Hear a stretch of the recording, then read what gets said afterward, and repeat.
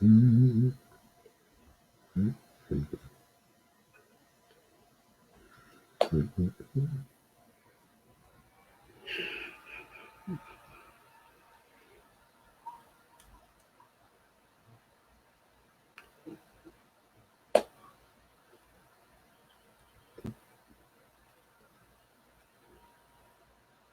do you want a glass of white wine or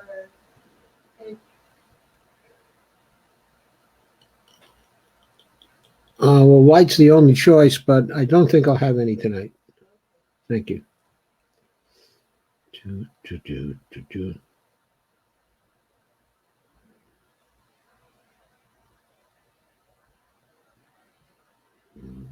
at 9:02? And I'm live.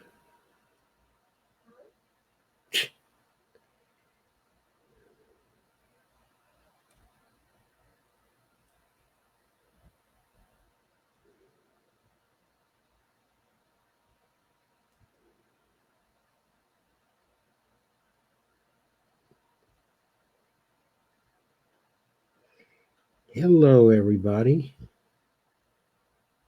I'm here, but I'm going to share for a few moments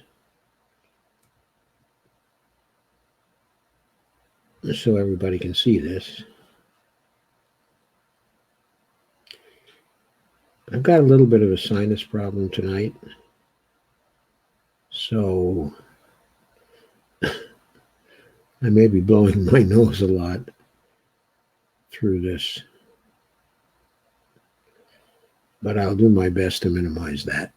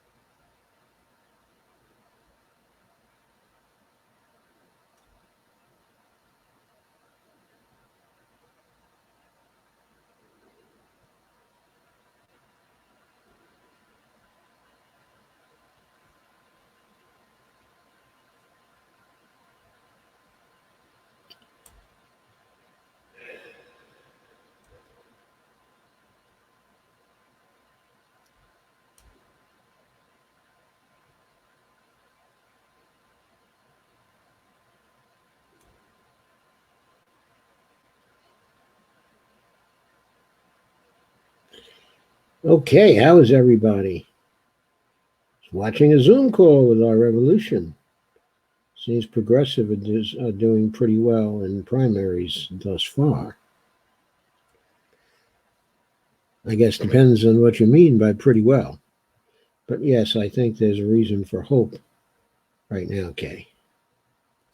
By the way, hi, Kay. Hi, Dolores. Hi, Sandy. Thank you all for coming. And Barbara and Jeff. Hi, Jeff Epstein. That is.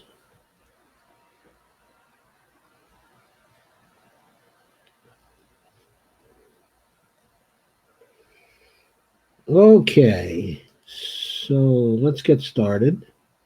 We have a quorum here. Please share. Oh, you have been sharing quite a lot already, 68 shares. That's great.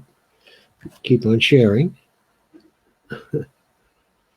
I'm sure sooner or later that will bring some people in.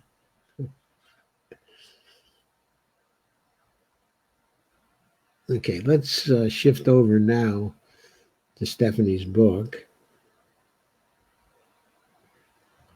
And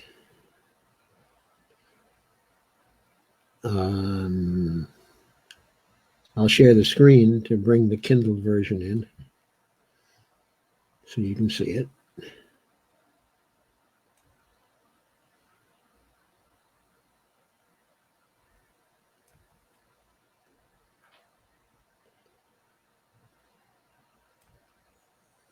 I do not know why. Oh, maybe my Kindle application is not open.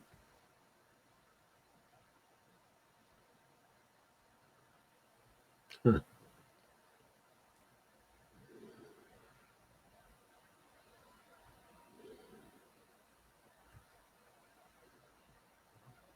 Okay, here we go.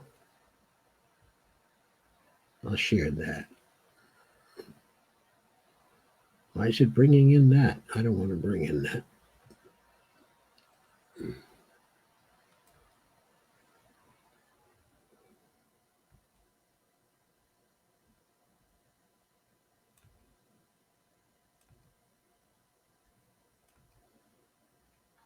Here we go. That's good.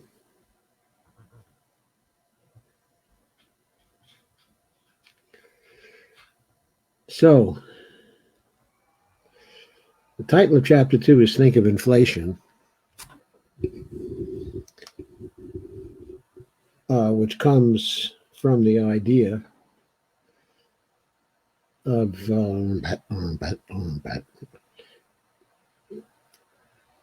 that asks people not to think of an elephant, so they will think of an elephant. And this is a play on that.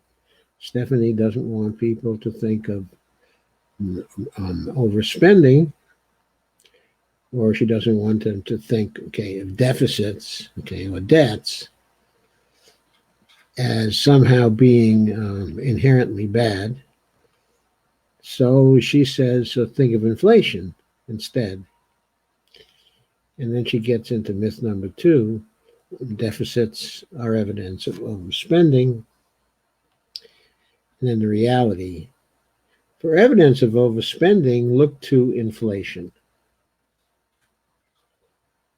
And that's where she's at. So she relates her experience when she took a leave of absence from her job at the University of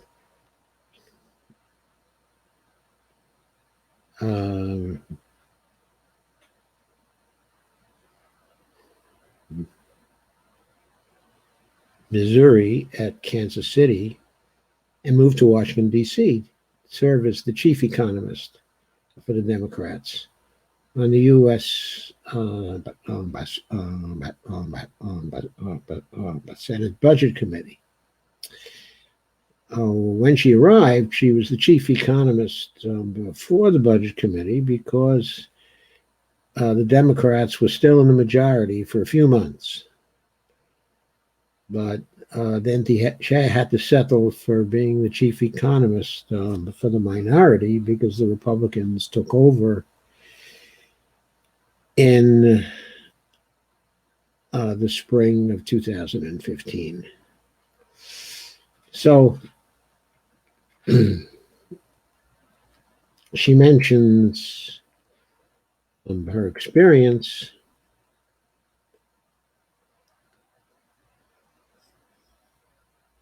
with the people on the committee and with the top Republican, who was Mike Enzi, the Wyoming senator, who had a background in accounting and had run a shoe sale business. Him, the problem was obvious. Uncle Sam was operating at a loss. So time and again, he would simplify the situation by declaring, well, deficits are evidence of overspending, quote unquote. Stephanie, of course, had an overwhelming impulse to leap from her chair.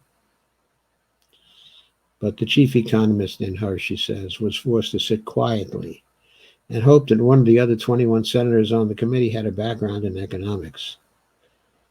And then she says, as we teach our first-year students, excessive spending manifests as inflation. Okay, and the deficit is only evidence of overspending if it sparks inflation.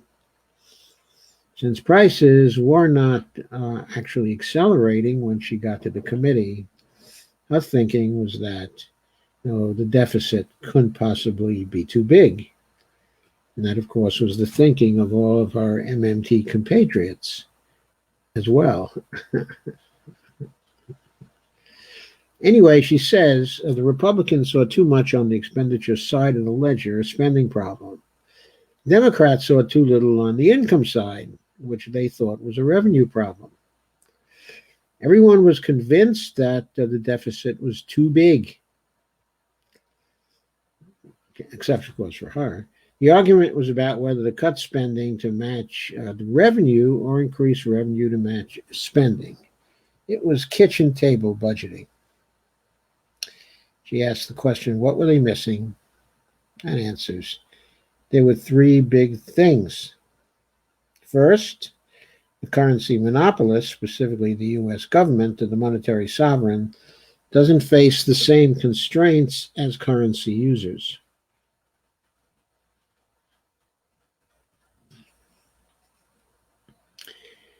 And she mentions, of course, that under the Bretton Woods system, the federal budget had to be fairly tightly controlled. But once practices were changed by President Nixon on August 15th of 1971,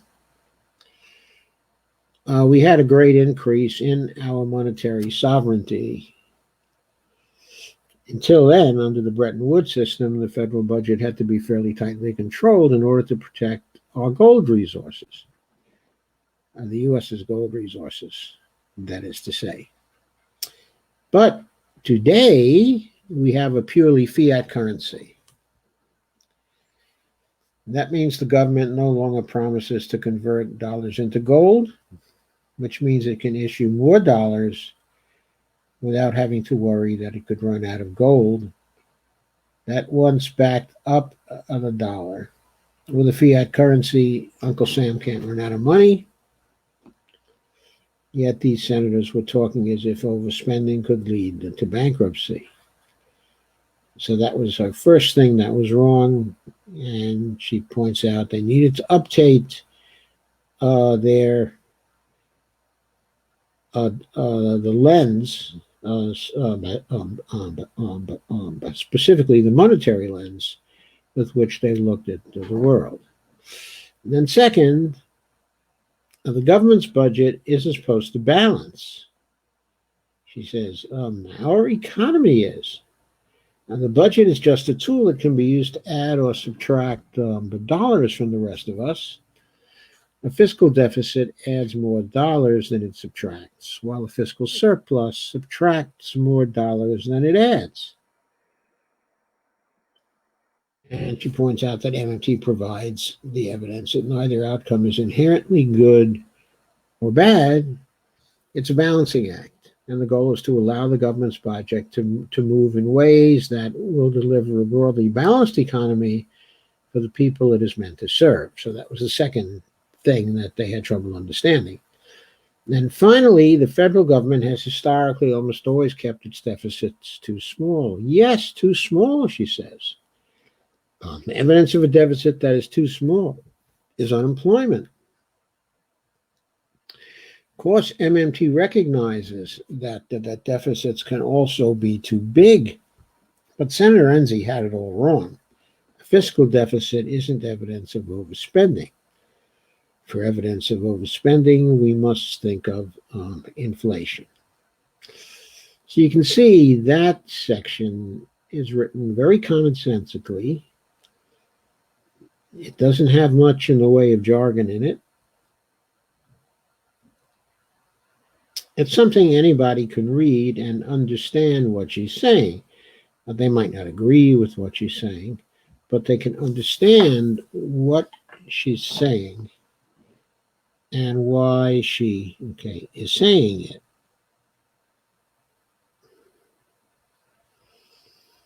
Then she moves into discussing common ways of thinking about inflation in our country. She defines it. She says it means a continuous rise in the price level. And she says a bit of inflation is harmless and even something economists like to see in a healthy growing economy. But if prices start rising faster than the income of most people, it means a widespread loss of purchasing power. Left unchecked, this would mean a decline in society's real standard of living. In extreme cases, prices can even spiral out of control, gripping a country in hyperinflation. But then she gets more complex without really descending into jargon. She points out there isn't just one way to think about inflation. There's not even just one way to measure it. In the United States, the Bureau of Labor Statistics produces consumer price indices, the CPI -U, CPI-W. Then there's a producer price index and chain consumer price indices, the CPI-U. And then there are others. She points out the Bureau of Economic Analysis generates a GDP price deflator, an index known as a personal consumption expenditure, and many more.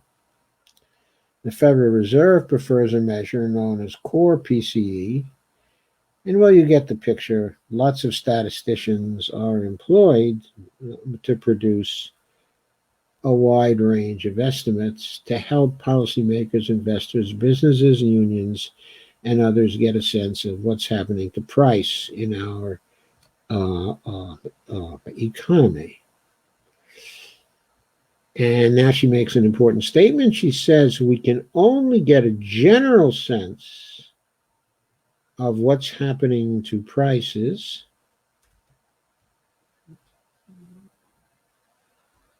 let's highlight that.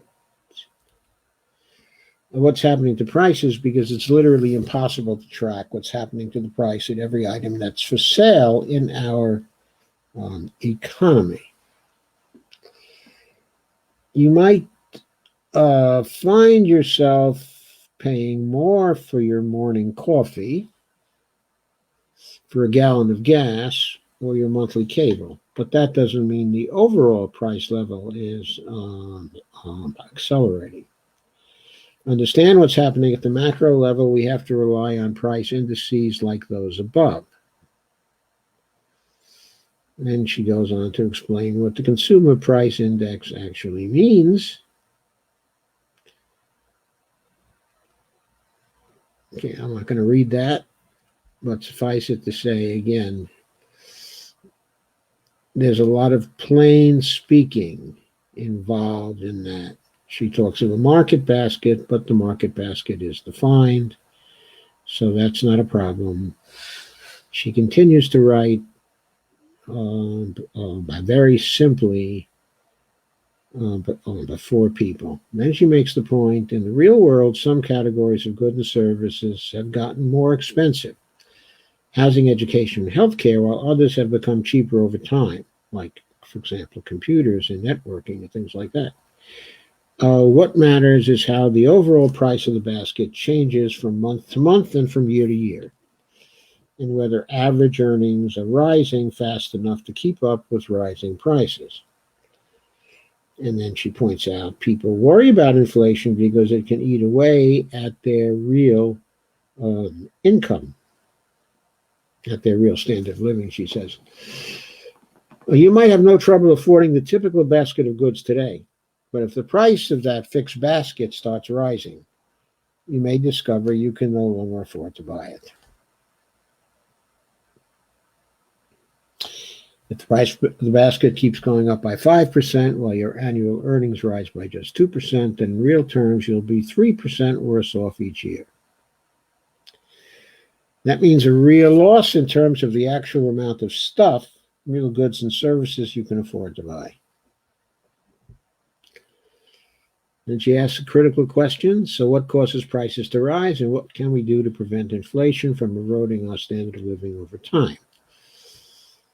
But after posing the question, she says, before we turn to these questions, it is worth noting that many of the world's major countries have been desperately trying to solve the opposite problem, underinflation, for a decade or more.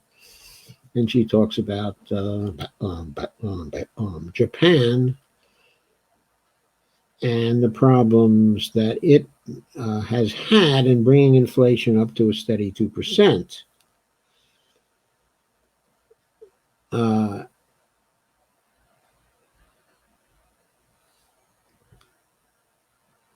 She points out the long battle against low inflation is considered a puzzle by most economists. Some argue that a combination of factors is probably responsible for low inflation across much of the world. And then she gives a number of opinions of various people, in economics.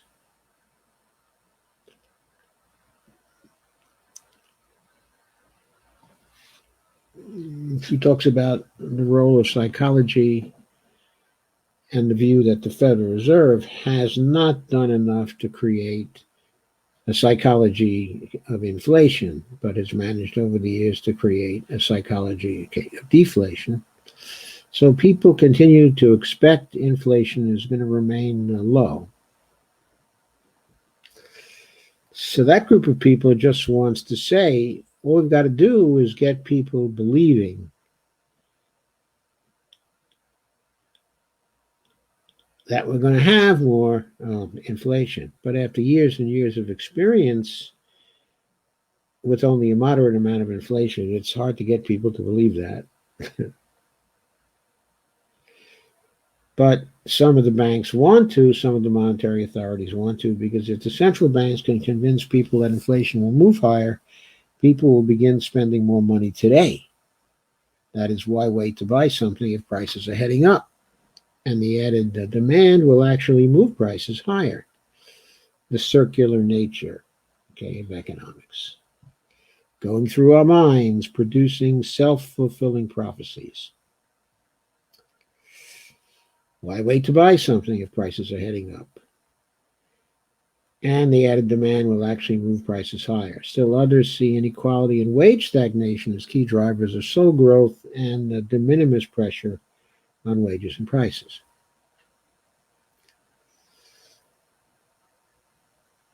So then she points out, no one knows how long the current bout of low inflation will last or what will eventually give rise to higher prices.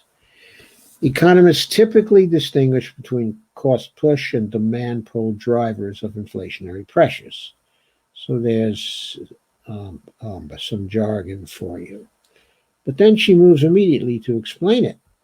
And she refers to John Harvey, a professor from Texas Christian University, an economist, pointing out cost push inflation could happen because of acts of God or acts of power.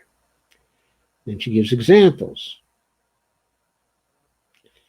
And the examples are very commonsensical And you can easily understand what cost push inflation is from the examples.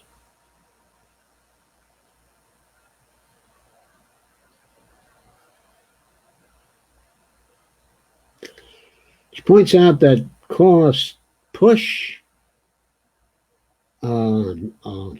inflation can, when workers have a sufficient amount of bargaining power to bid up their wages in a cost push type of inflation, then this can set off a wage price spiral that results in accelerating inflation.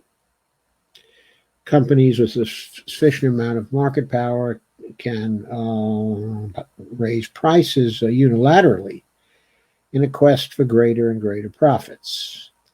Okay, a good example is the oil price inflation here in the late 70s, but Stephanie here refers to the pharmaceutical companies that enjoy patent protection.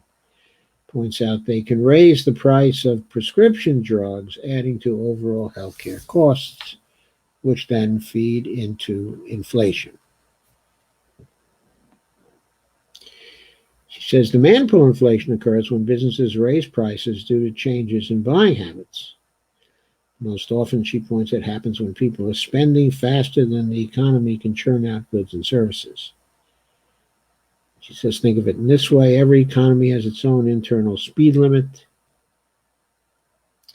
It's only possible to produce so much. During a recession, people lose jobs and companies turn off the machines and allow them to sit idle. In that environment, spending can safely increase because workers can be rehired. Okay. And then she explains that's why the $787 billion fiscal stimulus passed in 2009 didn't cause an inflation problem. There were millions of unemployed and businesses operating far below their productive capacity. So in that situation, it's easy for businesses to increase supply in response to more spending.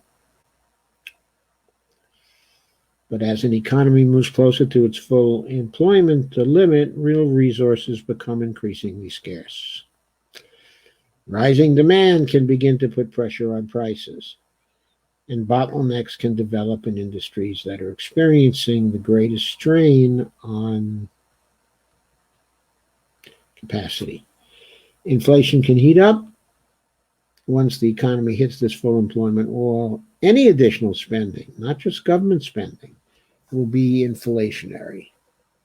And she's right, of course. Once the economy hits the full employment wall, even if spending is by private people who are borrowing money to keep on spending, that spending is still going to be inflationary. He points out that's overspending, and it can even happen if the government's budget is balanced or in surplus. So the government doesn't have to be running deficits to have inflation. It can be spending additionally once the economy hits the full employment.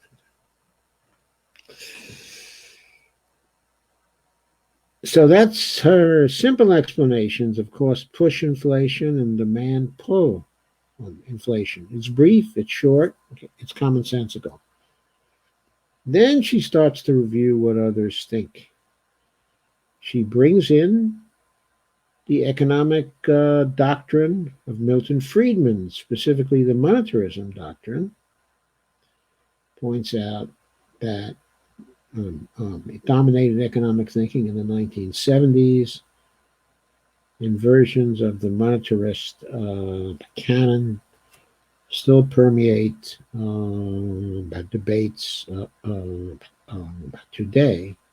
And I have to say, that's the only misprint that I've seen so far in this book. I might have missed something, but I didn't think the monetarists had a cannon in the sense of a big gun that shoots explosive shells. But I thought the monetarists did have a cannon okay, in the sense of a written set of essential doctrines that define or characterize the ideas, okay, of monetarism. And canon there is spelled C-A-N-O-N, no double N. And of course, the Catholic Church has a canon. And so does monetarism. According to Freeman, inflation is always and everywhere a monetary phenomenon. What he meant was that too much money is the culprit in any inflationary episode. If prices weren't stable, because the central bank was trying to force the economy to create too many jobs by allowing the money supply to increase too rapidly. Then Stephanie quickly shifts to Keynesian thinking, which dominated the field of macroeconomics before monetarism. And she points out the Keynesians thought more money would mean more spending, which would mean more sales, which would mean more employment. Unemployment would fall, and the possibility of inflation was increase as more hiring led to higher wages and prices. You got more of something good, jobs, at the cost of something bad, inflation. So she goes on in this vein and comes to the natural rate of unemployment. The idea that there is a natural rate that is set at some specific level. There's a natural rate at which employment is at its highest before we hit the inflation barrier. So to try to hold the unemployment rate down,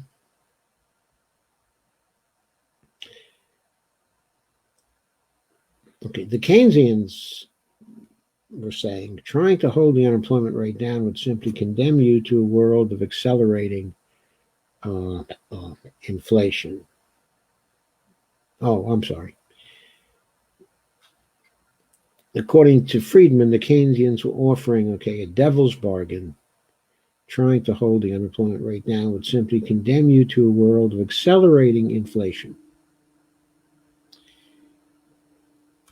And the only solution was to tie the hands of policymakers. So instead of giving the Federal Reserve discretion to trade lower unemployment for higher inflation, the central bank should be forced to accept the fact that a certain amount of unemployment was necessary to keep inflation stable. And then she points out that MMT contests this framework. Then she goes into the explanation of how we fight inflation today. She talks about the dual mandate and the Fed's pursuit of the dual mandate, but that it gives a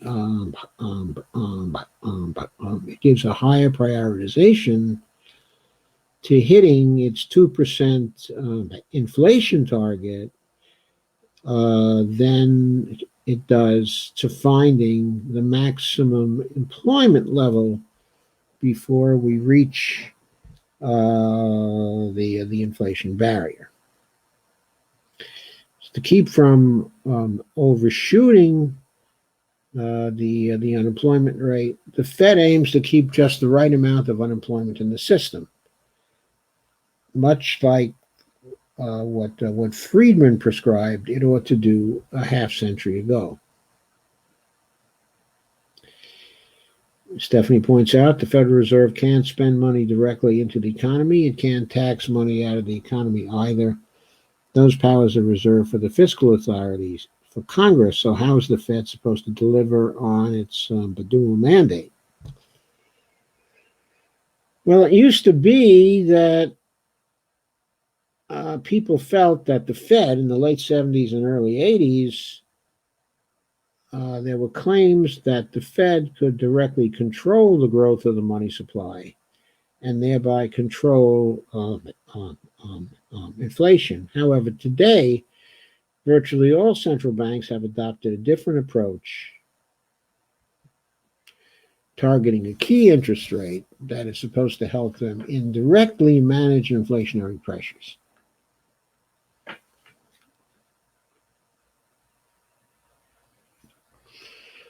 When it lowers its policy rate, the central bank is said to be easing credit conditions. They do this when they think the jobless rate is above the so-called natural rate of unemployment. The goal is to bring the unemployment rate down. Okay, at that point,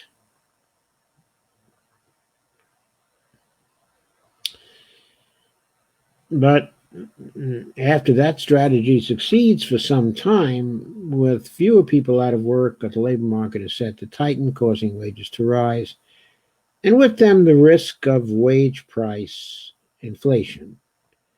That is demand pull inflation, or a form of a factor in the demand pull inflation.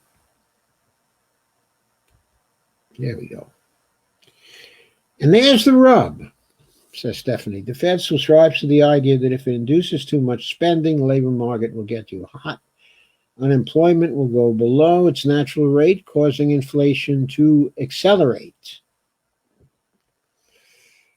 And then she quotes a conservative economist, a man by the name of a good friend, ironically, who thought that if unemployment were to dip lower than 7%, it would give rise to a rising inflation rate in the next few years would just be disastrous for the economy. But good friend was wrong, Stephanie points out. 3 years after his warning, unemployment had dropped to 5%, yet inflation was lower than it was when he made his initial prediction. Then she asks, why did he and others get it so wrong? And then she points out, well, even if there is a natural rate of unemployment, higher than true full employment, it isn't something the Fed or anyone else can observe or even calculate. Instead, it's more like a description of an economy in its ideal state. The natural rate can change over time, but there's only one unique natural rate at any particular moment. And no one can tell you what it is. You discover it by trial and error. You found it when any further decline in unemployment causes inflation to accelerate. In other words, whether or not an economy is at its natural rate of unemployment is a conclusion drawn after the fact. In that respect, reaching the natural rate for economists, sort of like falling in love for the rest of us. You rarely see it coming, but know it when it happens. Economists have a name for it. They call it the NIRU, the non-accelerating inflation rate of unemployment. And Stephanie says, sexy, isn't it? Well, I wouldn't exactly say that, Steph. To understand how it works, think of the classic children's story, Goldilocks and the Three Bears. Just replace porridge with unemployment, and you basically have it.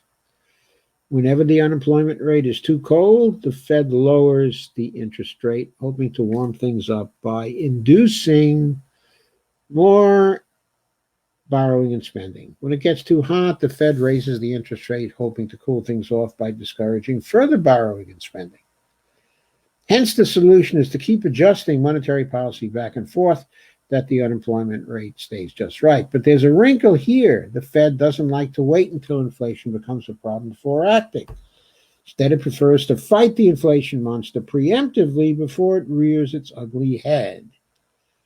As New York Federal Reserve Bank President William C. Dudley explains, quote, we do not know with how much precision how low the unemployment rate can go without prompting a significant rise in inflation. We do not directly observe the non-accelerating inflation rate of unemployment, or NIRU. Rather, we only infer it from the response of wage compensation and price inflation as the labor market tightens. In other words, the Fed watches the labor market for evidence that wages might be accelerating and interprets rising pay as a prelude to higher inflation. The idea is not to wait to see the whites of the inflation monster's eyes. It is to shoot now and ask questions later. This kind of preemptive bias often leads the Fed to err on the side of over-tightening, raising the interest rate even when it may be premature or a false alarm. Errors like these carry real consequences in the form of millions of people unnecessarily locked out of employment.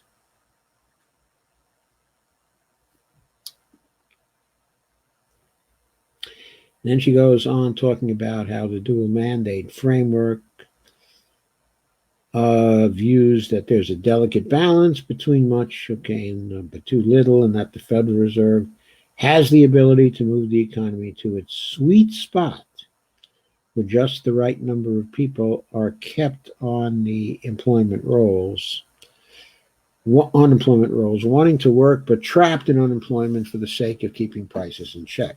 To put it crudely, the Fed uses unemployed human beings as its primary weapon against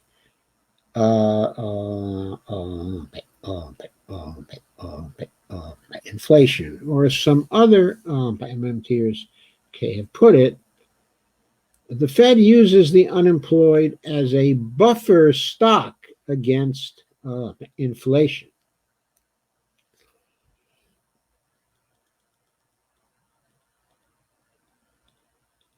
Now, the buffer stock idea is actually Bill Mitchell's idea.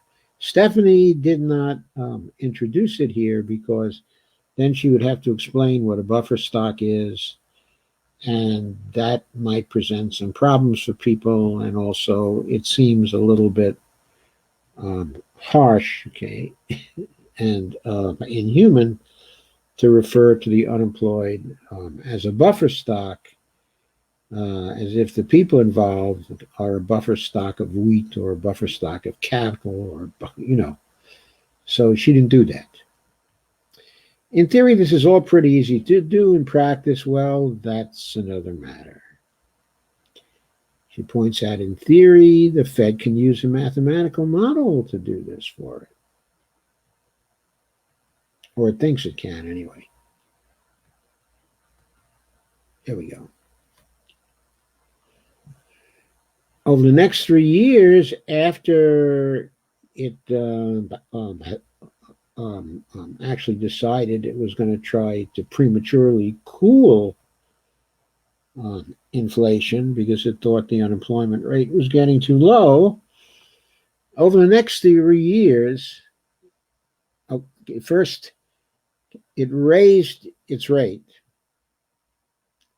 at one point. Then over the next 3 years, it's raised its policy rate another 8 times, despite persistently undershooting its inflation target. But it kept on trying. But it never got to find what the Nehru is. It never got to find the Nehru for itself. According to the Nehru framework, that wasn't supposed to happen. Unemployment just kept on declining. Despite the apparent breakdown in any relationship between low unemployment and inflation, the Fed remains committed to the Nehru.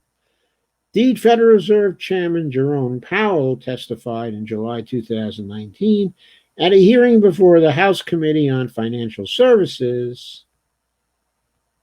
Sorry, let me get changed. Chairman Powell said, quote, "We need the concept of a natural rate of unemployment. We need to have some sense of whether unemployment is high, low, or just right."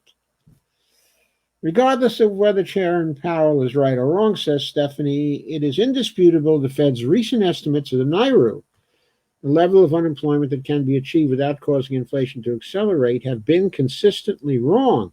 This failure was put on full display in another exchange from the same July 2019 committee hearing when newly elected Congresswoman Alexandria Ocasio-Cortez, who by that time, one has to say, was an MMTer, posed, and a friend of Stephanie's, posed the following question to Chairman Powell.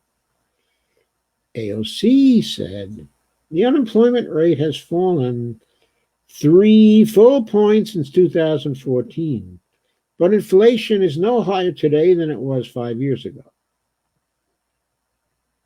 Given these facts, do you agree the Fed's estimate of the lowest sustainable unemployment rate has been too high? And lo and behold, AOC got the answer from Powell that she wanted, even though she might not have expected that answer. Powell said, absolutely. Absolutely. The Fed's estimate of the lowest sustainable unemployment rate has been too high. Steph says, it's unusual to see a Fed chairman so frankly admit error. But notice that Powell didn't question the legitimacy of the NAIRU as an essential policy guide. Instead, he blamed himself for having misjudged precisely where the NAIRU lies. It is this underlying faith in the idea that there's some inescapable constraint on the economy's employment potential that caused the Fed to systematically underestimate the extent to which the unemployment rate could safely fall. This misleading drove the Fed to raise interest rates in the hopes of choking off a further drop in unemployment, essentially aiming to deny millions of underemployed and unemployed people access to jobs on the belief that the NAIRU limit had already been reached.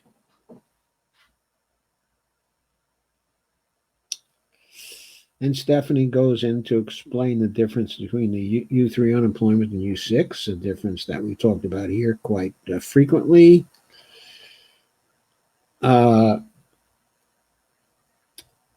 And she points out former Fed Governor Daniel Tarullo confessed that the Fed has no reliable theory of inflation guiding its day-to-day decision-making. It has various conjectures, assumptions, and models, but many of these are unproven or indeed unprovable. And there's a footnote there. We click on the footnote, we find working paper number 47 that Stephanie wrote in 2005, a citation to her own work, Stephanie A. Kelton, Behind Closed Doors, The Political Economy of Central Banking in the United States.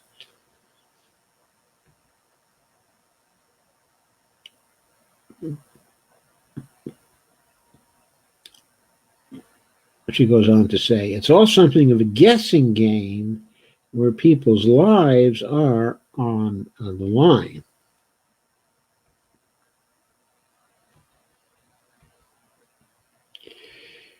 Far from being an exact science, the core guiding principle of the Fed's approach is best described as faith. Faith that their understanding of inflation is more accurate than not. Faith that their tools are powerful enough to manage inflation, and faith that whatever other uncertainties may exist, excessive inflation is always and everywhere a greater threat to our collective well-being than excessive unemployment. And then she goes into a section called Faith Contested. There was, some years ago, a huge discussion which appeared on the internet, where most of the MMTers at the time, in particular Warren Mosler, Scott Fulweiler, I don't think Bill Mitchell was there. I don't know if Stephanie was there. But there were lots of other people. There was Randy, there was me.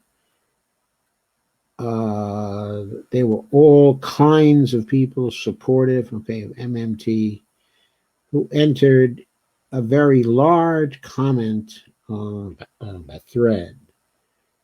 And the conclusion, the dominant conclusion from the comment thread, was that the Nairu was not a scientific concept. That is, it was not a concept that was actually refutable. That was faith. Okay, it was a faith that there was such a natural rate, okay, of unemployment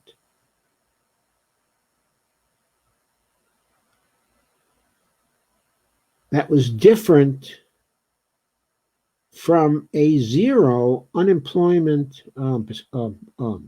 situation. That there was a rate short of zero unemployment that was the natural rate at which inflation was going to accelerate. That seemed not just a good hypothesis to some, but it seemed to be a hypothesis that the people running central banks and other mainstream economists were unwilling to specify conditions under which they would be willing to refute the idea that there was such a thing as a Nairu. So here's Stephanie contesting the faith. Even as scientists and engineers constantly innovate, creating new medicines, technologies, and techniques to eradicate diseases and solve human problems, the majority of economists remain wedded to a 50-year-old doctrine that relies on human suffering to fight inflation, human sacrifice to fight inflation. Okay. Along about 2011 and 2012, there were a number of blogs at the Correnti Wire site which were citing, okay, a graphic, okay, that was taken from some archaeological findings in Mexico, which essentially visualized how the Aztec high priests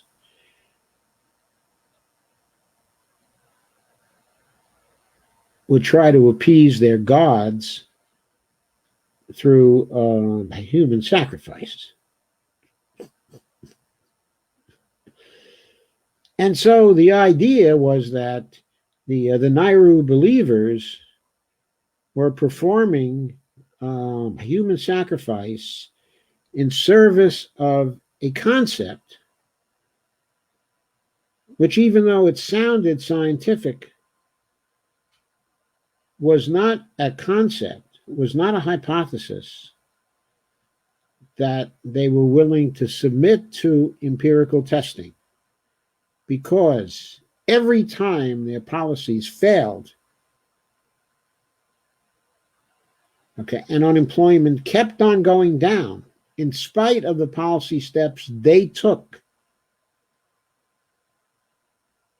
for fear of inflation, their idea concerning the Nairu was being continuously refuted. And they would never come out and say at what level they would be willing to say, okay, we're wrong. There's no such thing as the Nairu or the Nairu. Stephanie points out the majority of economists remain wedded to a 50-year-old doctrine that relies on human suffering to fight inflation.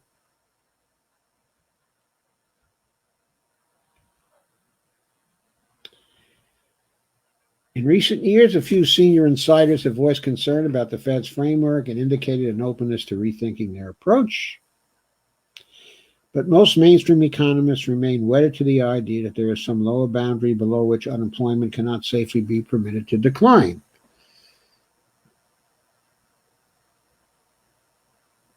Some slack must be maintained in the form of a human sacrifice. That is the buffer stock of the unemployed, lest we condemn ourselves to the ravages of accelerating inflation. So you can see how friendly this narrative is, how friendly this story is, how easy it is to explain it, how Stephanie avoids as much of the jargon of economics as is possible to try to outline these problems while being pretty accurate in her reconstruction of the problem. And she says, why not just strive for a better mix of fiscal and monetary policy to keep the economy operating at its full employment potential? Couldn't we achieve true full employment by asking the Fed to improve the way it runs monetary policy? Well, maybe Congress could help fine-tune the economy with better real-time adjustments in government spending and taxation.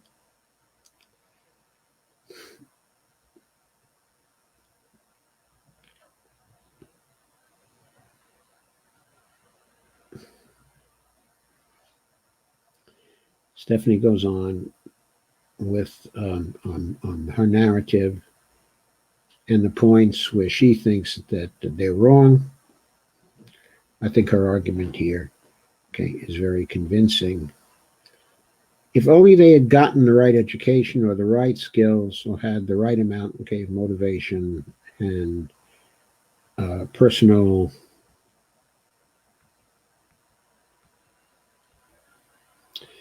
sorry, I'm trying to turn the page and this is stubborn.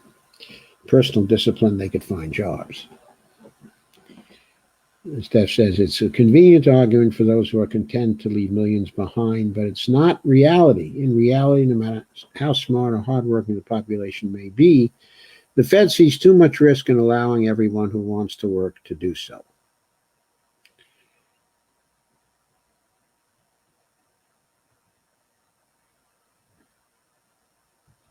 So she follows along in this game.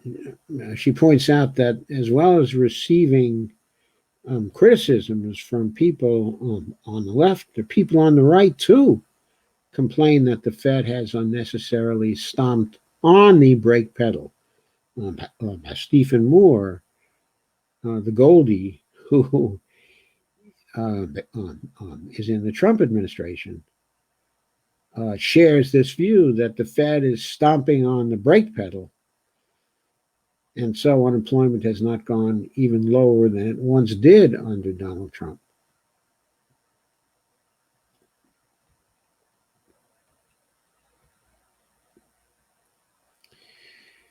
Okay, so I'm going to have to take a little bit of an intermission, as well as having a problem with my sinuses tonight. I'm also having a little bit of a problem of the runs. So I'm going to take a 5-minute break. I'm going to keep everything on so you don't have to leave, and I will join you again in roughly 5 minutes. Thank you for coming, and thank you for staying.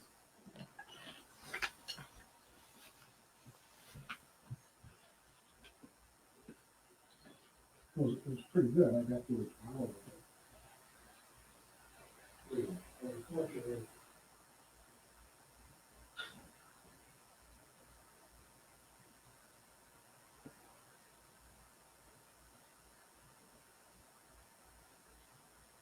I can't believe you had to do that.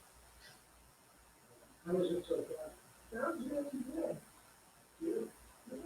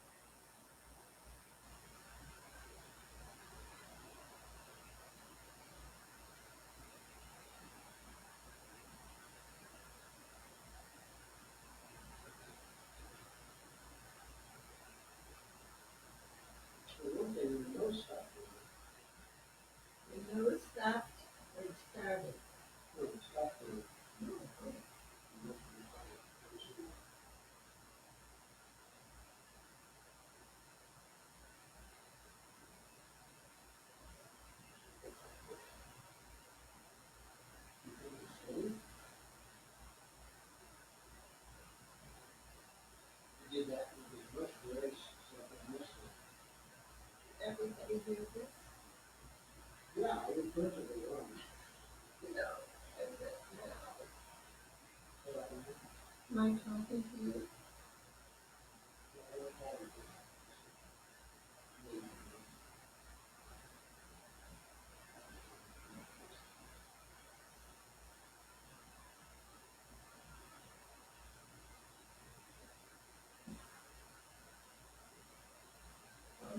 I can hear what I'm saying to you, Joe.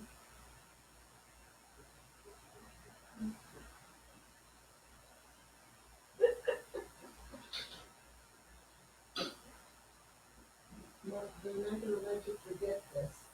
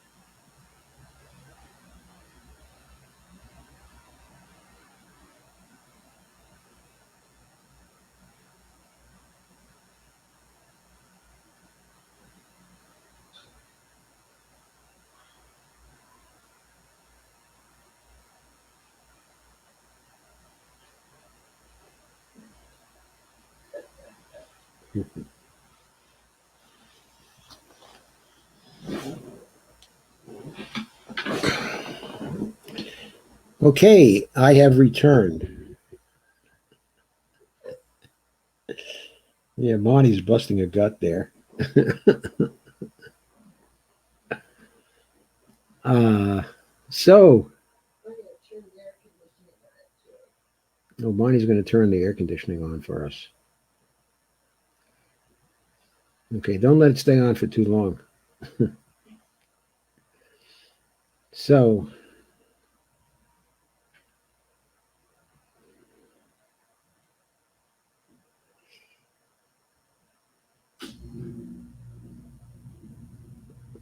Stephanie then critiques the role, okay, of Congress in going along with what most economists, okay, are saying and allowing the market to figure out how many jobs to provide.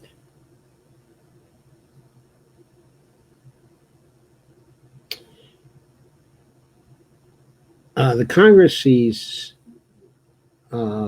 things like a greater amount of education, better workforce training, subsidized private sector employment, and the like as pathways out of poverty for the unemployed.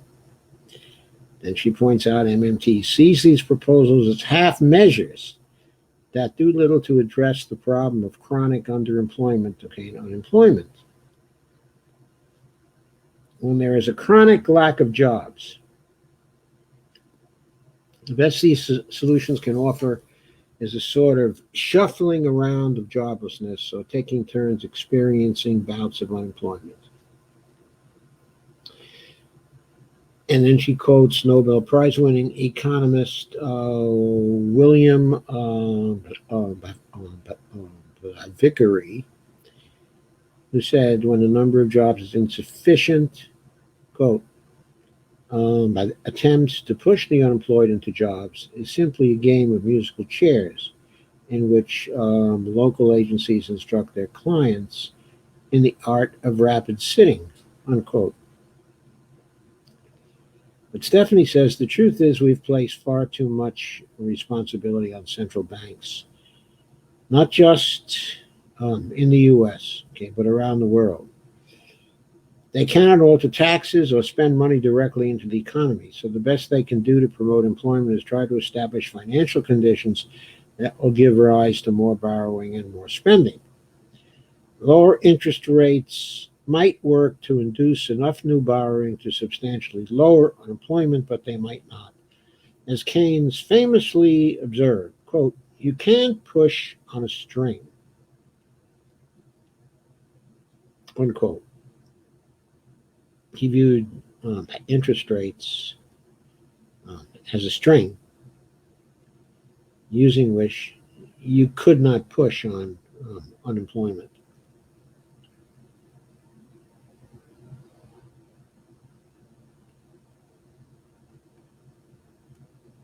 Here we go. What Keynes meant was that the Fed can make it cheaper to borrow, but cannot force anyone to take out a loan. Borrowing money puts companies and individuals on the hook for the debts they incur.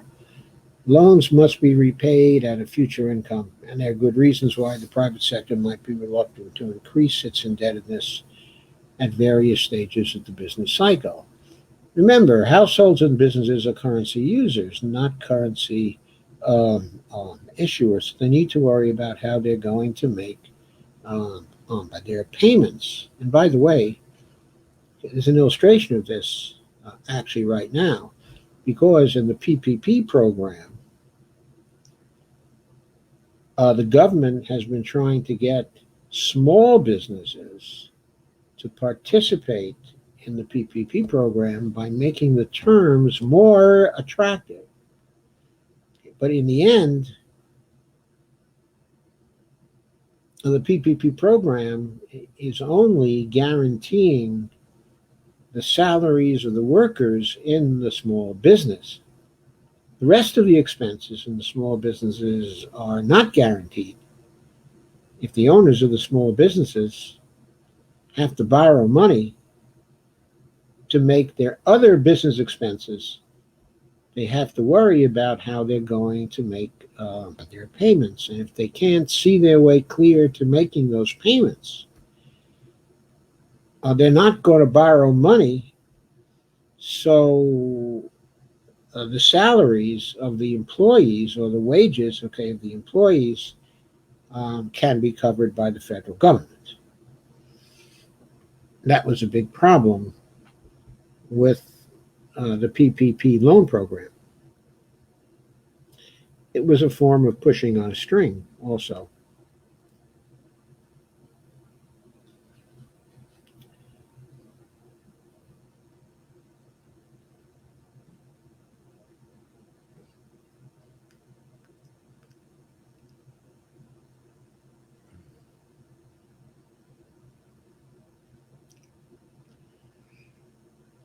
Stephanie points to a frustrating moment for Fed Chairman Ben Bernanke when he appeared before Congress and was grilled about why the Fed's extreme measures didn't seem to be doing much to help the economy recover. Pressed by Congressman Jeb Hensarling of Texas, he responded, quote, "Let me just agree with you on the following.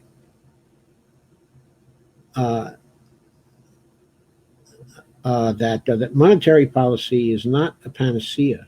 It is not the ideal tool." Not the ideal tool? No, monetary policy is the tool. By statute, Congress put the Fed in charge of running the economy in good times and bad. The Fed is supposed to do it all, and that's the problem. Their tools, of monetary policy have only a limited degree of potency. It works mainly by driving consumers and businesses into debts, and debt for the private sector is not the same as debt for the public sector. When the bottom fell out of the housing market, at that point, what was true for most Americans is that they wanted to borrow less, not more. Millions of homeowners were underwater on their mortgages. They owed more than their homes were worth. After a long period of borrowing to finance spending in excess of its income, the private sector wanted relief from debt, not more debt, without actually using the F word, that is fiscal. But Bernanke delivered the message. The Fed's policy lever wasn't powerful enough on its own. It was time for the other policy tool, fiscal policy, to get back in the game. So Bernanke said this when? About 2015 or 2014, something like that, when the Henserling interchange happened. And they still haven't completely let fiscal policy back into the game. It's been used more since then, but still Powell is calling for more help because Powell knows the Fed can't do everything. It was evidently 2011. When Bernanke made his not-so-subtle plea for additional help in 2011, it fell on deaf ears. Congress had become preoccupied with the state of its own balance sheet. When the Fed realized it was essentially on its own, Bernanke pushed in all the chips with an open-ended round of quantitative easing that some experts believe contributed to widening inequality and risky speculation in financial markets. Over time, the unemployment rate fell from 9% to less than 4%. It took 7 years, but the labor market clawed back all of the jobs that were lost in the aftermath. To the economists behind MMT, it reveals the shortcomings in the dominant approach to macroeconomic stabilization. We had a recession that could have been quickly reversed with the right fiscal prescription. Yeah, Warren Mosler was saying it could be ended in 6 months. He was saying this in 2010. With basically 3 policies. $500 per person given to each state for state aid and state programs. A federal job guarantee.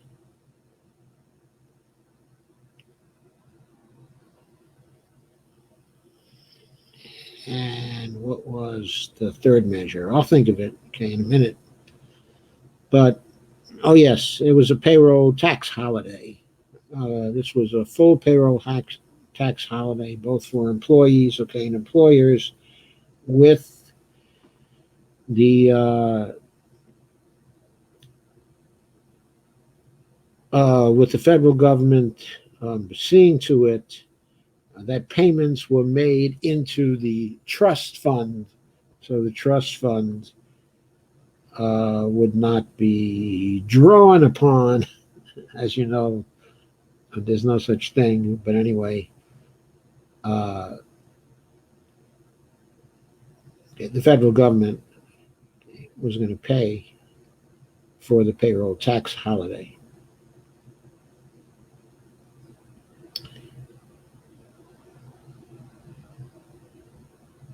Anyway, Steph says, that a recession that could have been quickly reversed with the right fiscal prescription instead became the longest and most protracted downturn in the post-World War II era. To make sure that never happens again, MMT recommends a shift away from the current reliance on central banks in order to deliver on the twin goals of full employment and price stability.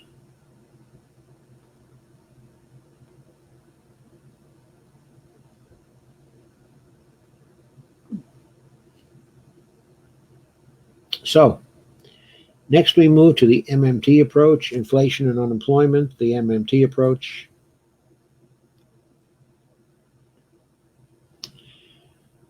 So, instead of relying on the concept of the Nehru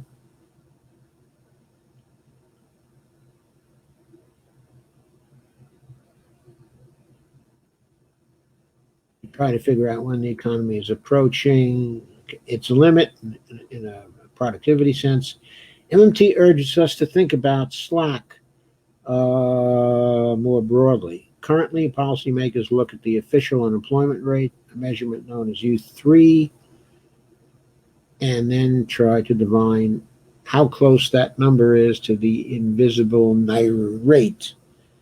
As the Fed admits, they often underestimate a degree of slack in the labor market, thereby trying to slow the economy even before it has maxed out its productive capacity. That's like leaving money on the table in the sense that every person who could have been employed performing useful tasks for society is forever lost to us. A sort of free lunch, but not eaten. When we run our economy below its collective capacity, it means that we are living below our collective means. The federal budget might be in deficit, but we're underspending whenever there is unused capacity.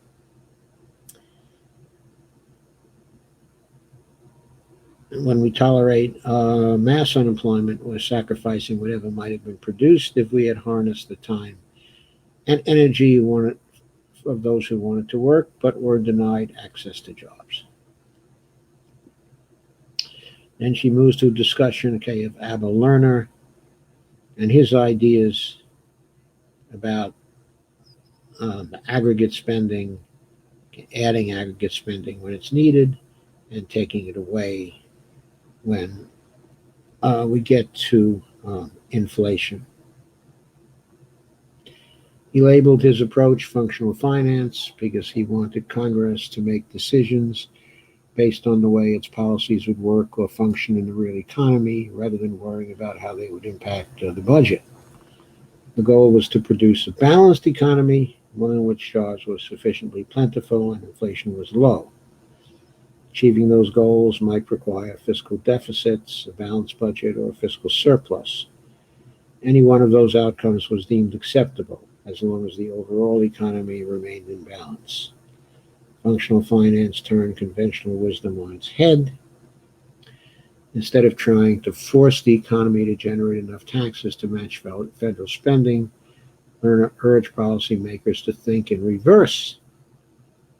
Taxes and spending need to be manipulated to bring the overall economy into balance. So Stephanie points out this fundamentally changes the way we conceive of what it means to deploy the federal budget in a fiscally responsible way.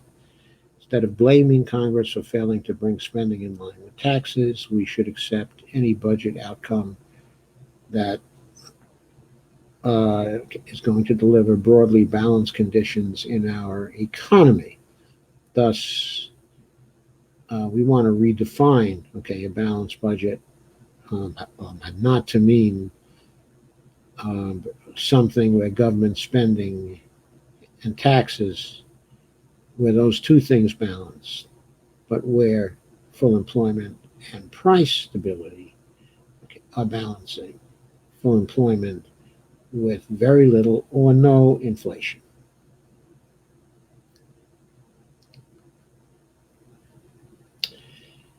So Stephanie spends some more time, on Lerner. I'm not going to spend much time on that. But what I want to point out is that Lerner's insights did not go far enough, as Stephanie says.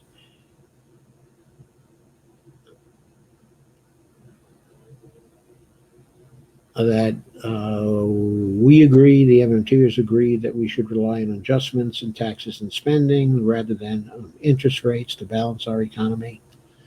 We also agree fiscal deficits in and of themselves are neither good nor bad. What matters is not whether the government's budget is in surplus or deficit, but whether the government is using its budget to achieve good outcomes for the rest of the economy. We agree that taxes are an important way to reduce spending and that taxes should never be increased simply to appear fiscally responsible. But we think Lerner's prescriptions will still leave too many people without any jobs. So, what is MMT for? It is for the federal job guarantee.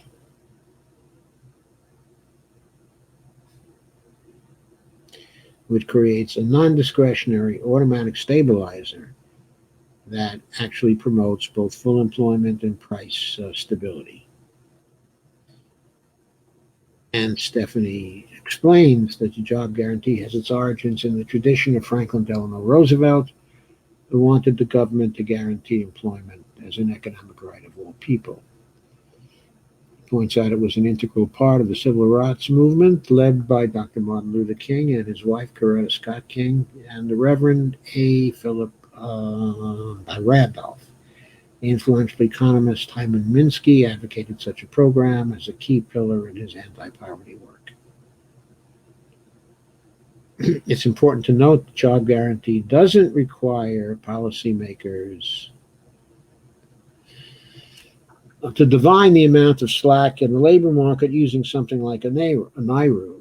The government simply announces a wage and then hires everyone who turns up looking for a job. If no one shows up, it means the economy is already operating at full employment. But if 15 million people show up, it reveals substantial slack. In a real sense, it's the only way to know for sure how substantially the economy is underutilizing available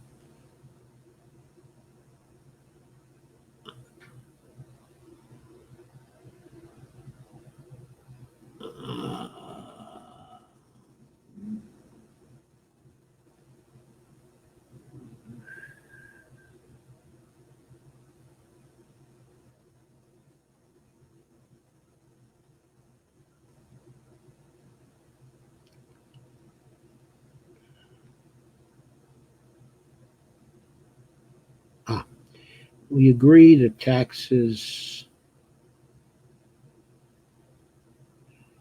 I seem to be skipping here in ways I don't intend to. To maintain full employment and keep inflation low, Lerner wanted the government to keep constant watch on the economy. If something happened to move the economy out of balance, he wanted the government to respond with a fiscal adjustment. And he mentions Trump's tax cuts and moves into a discussion of how poorly targeted tax cuts are no good.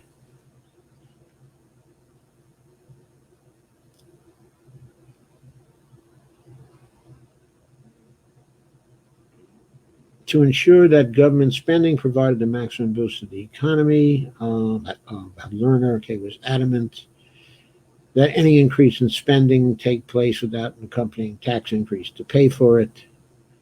Instead of following the pay-go rule, he wanted the government to refrain from raising taxes until it became necessary to fight inflation.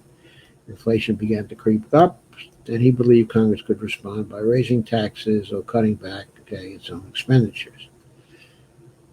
So Stephanie thinks that doesn't go far enough, and she thinks that's what needed instead is an automatic stabilizer, and specifically a non-discretionary automatic stabilizer, the federal job guarantee.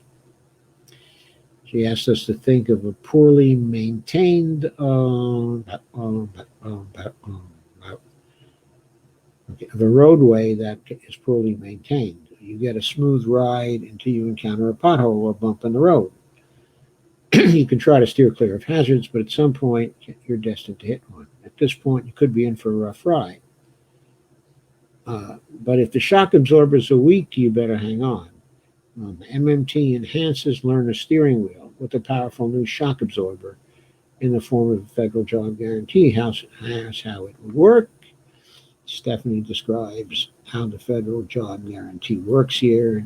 She does so in a simple way. And very well. She asked the question, why does the financing have to come from Uncle Sam, even though the programs are defined by the local governments? And that's because simple Uncle Sam can't run out of money. It would be nearly impossible for a currency user to commit to hiring anyone and everyone who showed up asking for a job. But this is something the government can do because it is the currency sovereign.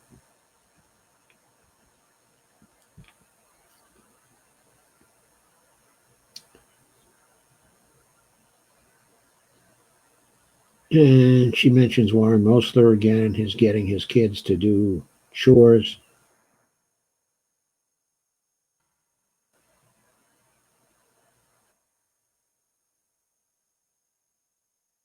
And she mentions the job guarantee can smooth over the cycles.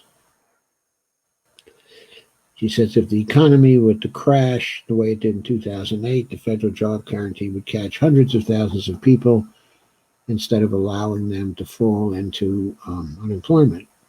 For that matter, if the federal job guarantee had existed from the start of this crisis, then people could have gone into the federal job guarantee program where jobs would have been defined, which would allow them to have stayed home and worked from home.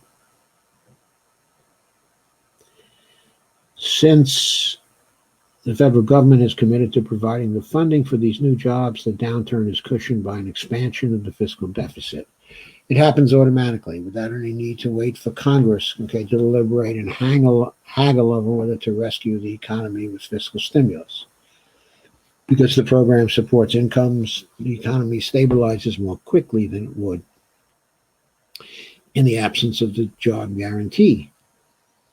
Since it's always in effect, the job guarantee provides for a smoother overall economic ride, which helps to stabilize inflation. Without it, incomes would fall more sharply when businesses lay off workers as customers disappear, causing inventories to pile up and businesses to look for ways to quickly mark down prices to liquidate unsold items.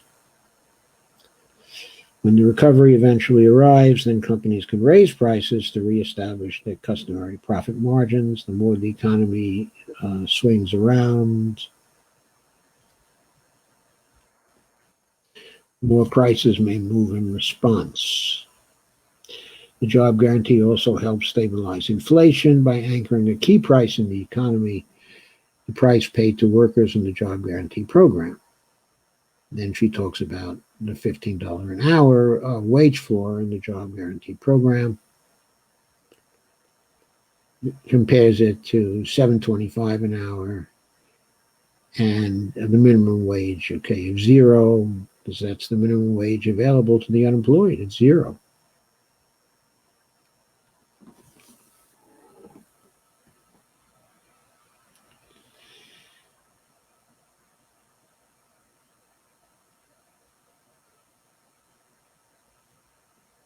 And Stephanie points out the job guarantee helps to fight inflationary pressure by maintaining a ready pool of employed people from which businesses can easily hire when they're looking to expand. We know from surveys of employers that the least appealing job applicant is the one who has suffered a long bout of unemployment. Employers just don't want to take a chance on hiring someone who has no recent employment record. So there it is. A short treatment of the job guarantee, very little jargon, very simply written, pretty crystal clear.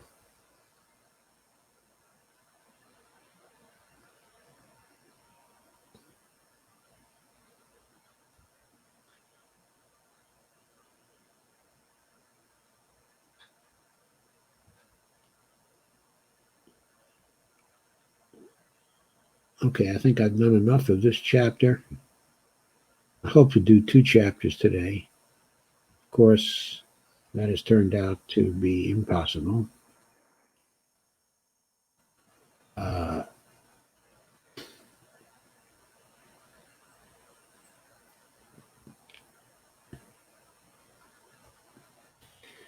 important statement from Stephanie towards the end of this chapter is, we want agencies like the CBO helping to evaluate new legislation for potential inflation risk before Congress commits to funding new programs, so the risks can be mitigated in a preemptive way.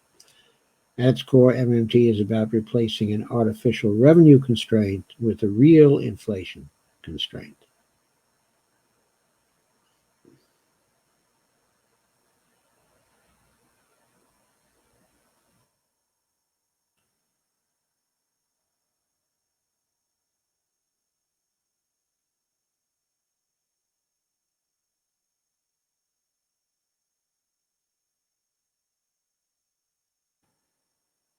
And then she says, at its core, T is about replacing an artificial revenue constraint with a real inflation constraint.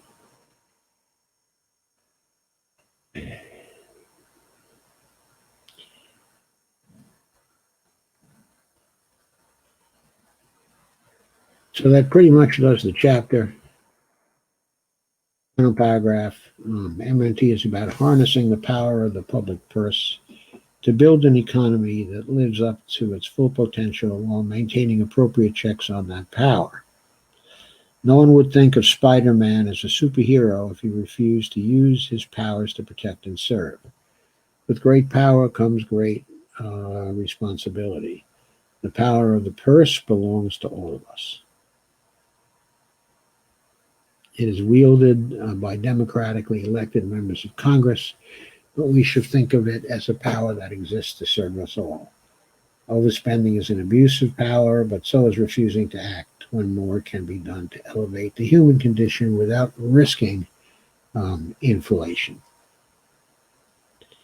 And the next chapter is about, chapter 3 is about the national debt, okay, that isn't. And I'll take that up shortly. I don't know if I'll take that up tomorrow. It may be on Thursday, but it will be sometime this week. Okay, so we're at chapter 3 now, and I'll consider, I'll stop sharing and consider your comments.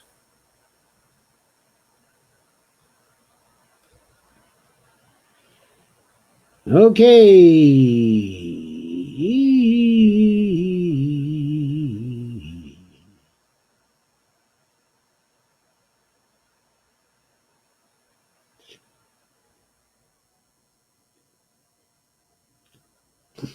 Randy says, Drea Kung traded Joe's candied ginger boiled strong candied ginger boiked. I'm sorry, Randy, what's that you're saying?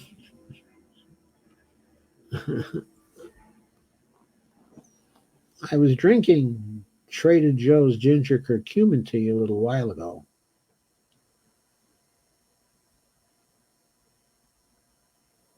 Drinking Trader Joe's candied ginger boiked so strong. But drink the green tea tonight? Is that what you're saying, Randy? Al Romano says, ducking in. Glad I made it again. I hope everyone is enjoying the benefits of good health. I'm not quite enjoying them. I seem to be a little under weather tonight with sinuses and a few other uncomfortable things. But I'm hoping to spring back tomorrow completely. And Steve points out Stephanie Kelton is now advising Joe Biden's campaign via Channel 4 in the UK. Yeah, well, you know, she's on one of the committees that is staffed by some from the Biden crowd and some from the Sanders crowd. Yeah, we knew that. I don't think that's quite the same, though, as advising Joe Biden. It's advising his campaign, I suppose, in a way, but the advice is diluted by a lot of other people. Al Romano says, with that chartalism,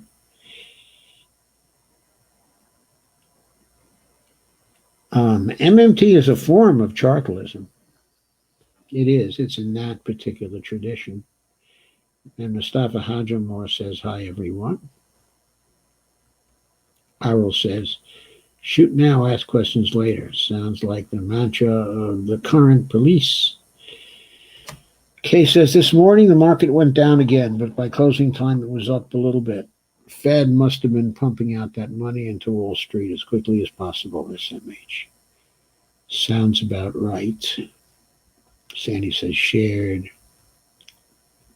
Sandy says, thanks to Laura for sharing and liking Joe's posted articles. Thank you, Dolores.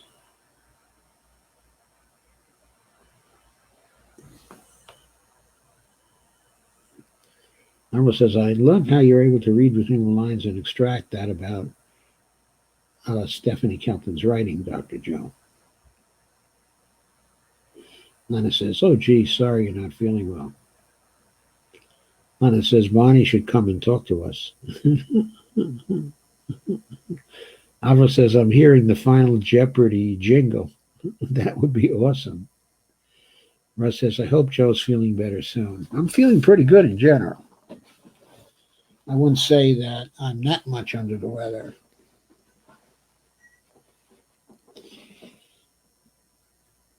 Sandy says, anyone know someone good jokes?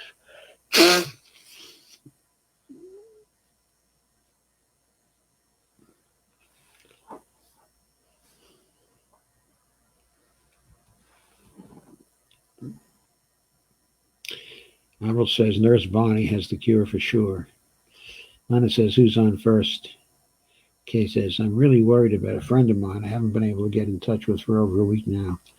She works at the old low-income apartment building I used to be at, which is where we met. Wonderful younger women, but that building is filthy. They could keep a handle on regular bugs.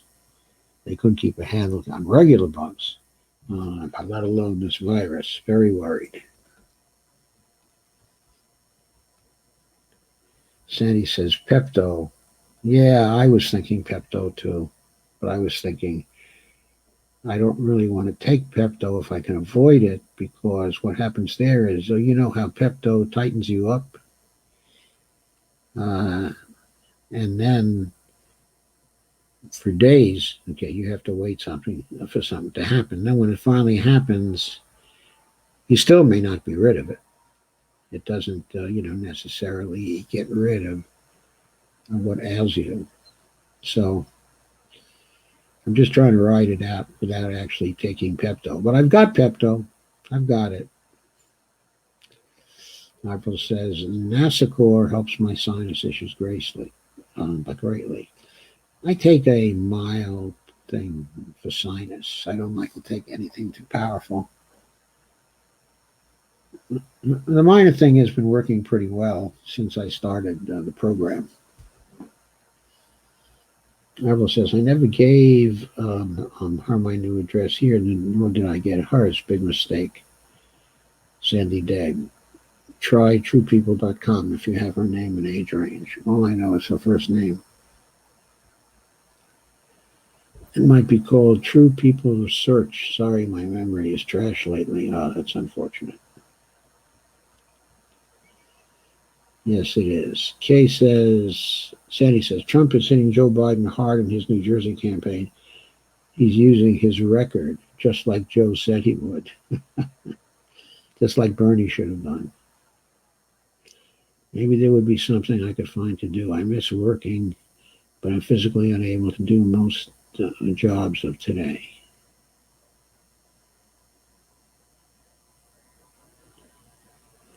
Yeah, a federal job guarantee would be wonderful. My dream is to get an acre of land, put in a well and septic, and build a tiny house community for low-wage seniors like me. Yeah, that might be a real good thing to do.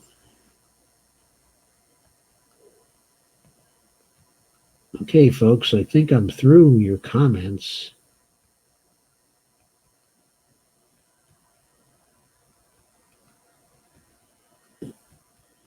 And I think for tonight,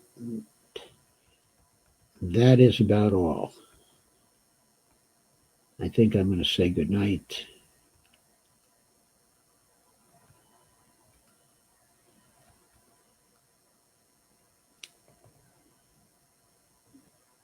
Hopefully these are allergies, but I don't know if that's true, Barbara.